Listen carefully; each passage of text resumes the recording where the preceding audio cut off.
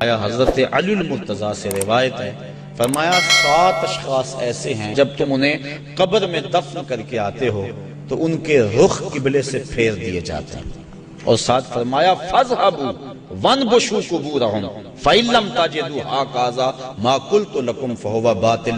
کہا جاؤ جا کے قبریں اکھیڑ کے دیکھ لو، اگر ایسا نہ پاؤ جیسا میں کہہ رہا ہوں تو آ کے کہہ دینا کہ غلط کہا تھا۔ عرض کی قیلا من ہم یا رسول اللہ صلی اللہ علیہ وسلم، عرض کی حضور یہ کون لوگ ہیں کہ جن کے رخ قبر میں قبلے سے پھیر دیے جاتے ہیں؟ تو حضور نے ارشاد فرمایا شارب الخمر و بائع البش و شاہد الزور و آکلۃ الربا والنائحۃ والمحتقر و تارک الجماع۔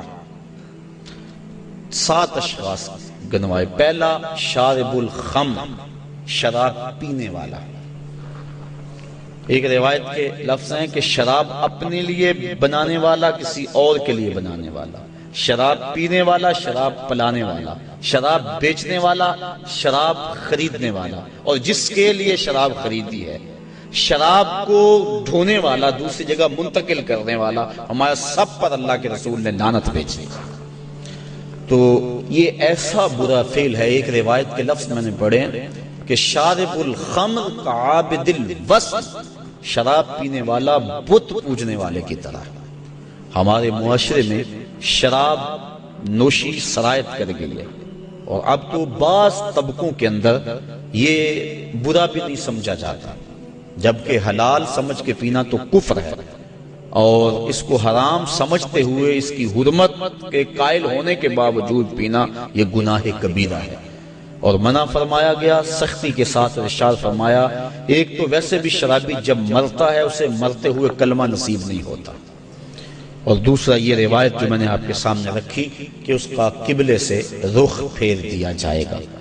اور اب یہ بھی میڈیا پہ بیٹھ کے ہمارے روشن خیال حکمرانوں کی ایما پر لوگ کہہ رہے ہیں کہ صرف خمر حرام ہے، باقی جو چیزوں سے وہ کشید کی گئی چیزیں ہیں وہ حرام نہیں ہے، جبکہ میرے اور آپ کے آقا و مولا صلی اللہ علیہ وآلہ وسلم نے واضح طور پہ فرمایا ہر وہ چیز جو نشہ لاتی ہے وہ شراب ہے، اور ہر شراب خمر حرام ہے۔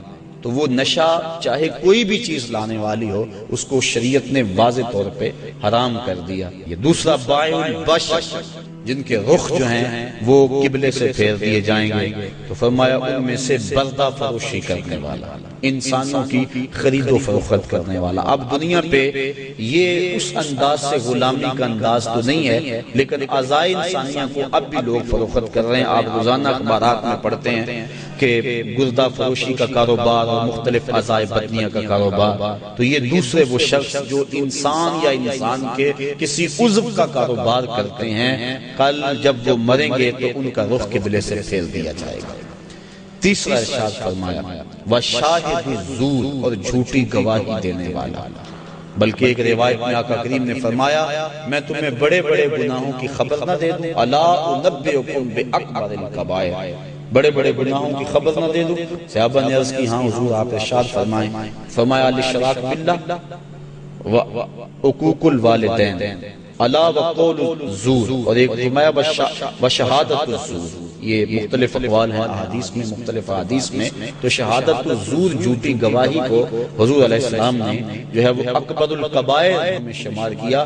اور چوتھا فرمایا سود کھانے والے، سود لینا، سود دینا، سود لکھنا، اس کی رقم پر گواہ بننا، ان وزر میں فرمایا چاروں برابر ہیں۔ اور ایک روایت ہے صحاح کی، ارشاد فرمایا کہ سود کے گناہ کے 70 درجے ہیں، اور کم سے کم درجہ اپنی ماں سے زنا کرنا ہے۔ اب میں اور آپ دیکھیں اور اپنی زندگی کی راہ کو درست کریں۔ آگے فرمایا وَالنَّائِحَاتُ، نوحہ کرنے والی عورتیں جب قبر میں جائیں گی تو ان کا رخ پھیر دیا جائے گا۔ جب کوئی شخص فوت ہو جاتا ہے تو صبر کا حکم ہے۔ آنکھوں کا غم اور دل کا غم رحمان کی طرف سے ہے، ہاتھوں کا اور زبان کا غم شیطان کی طرف سے ہے۔ فرمایا لیس منا من ضرب الخدود وشق الجیوب ودعا بدعوی الجاہلیہ، جس نے گریبان نوچے، اپنے منہ پہ تھپڑ مارے اور جہلوں جیسی باتیں کی، فرمایا ہمارے سے اس کا کوئی تعلق نہیں ہے۔ تو دل غم زدہ ہو، آنکھوں سے روئیں، اس شریعت نے منع نہیں کیا، لیکن واویلا کرنا، کوئی کہہ رہا اللہ تجھے ترس نہ آیا، کوئی کچھ بول رہا ہے معاذ اللہ، یہ کفریہ کلمات ہیں، تو فرمایا نوحے کرنے والے کل جب مریں گے تو ارشاد فرمایا کہ وہ عورت جو نوحے کرتی ہے قبر سے اس کا رخ قبلے سے پھیر دیا جائے، والمحتکر، اور چھٹا شخص جو ذخیرہ اندوزی کرتا ہے۔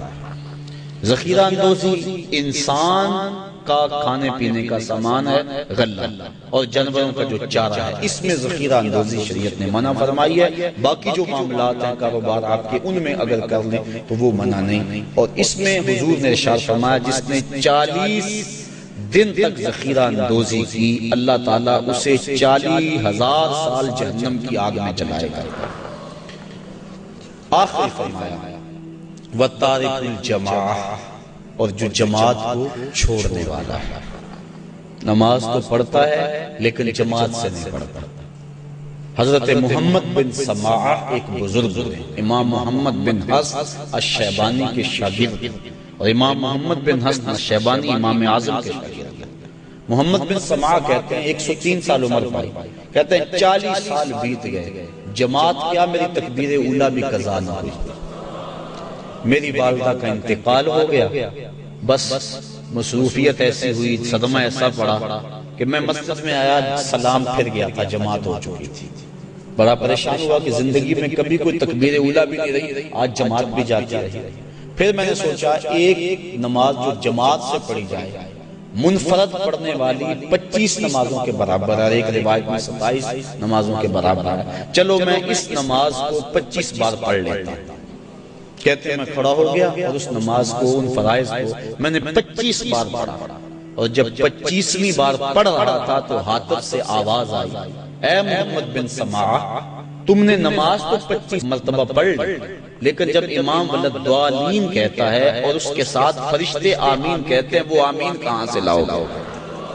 تو کہتے ہیں میں پریشان ہوا کہ میں 25 چھوڑ کے 25,000 مرتبہ بھی پڑھوں لیکن جماعت کی فضیلت نہیں پا سکتا۔ تو فرمایا وَتَارِكُ الْجَمَاعَةِ، اور جماعت کو ترک کرنے والا۔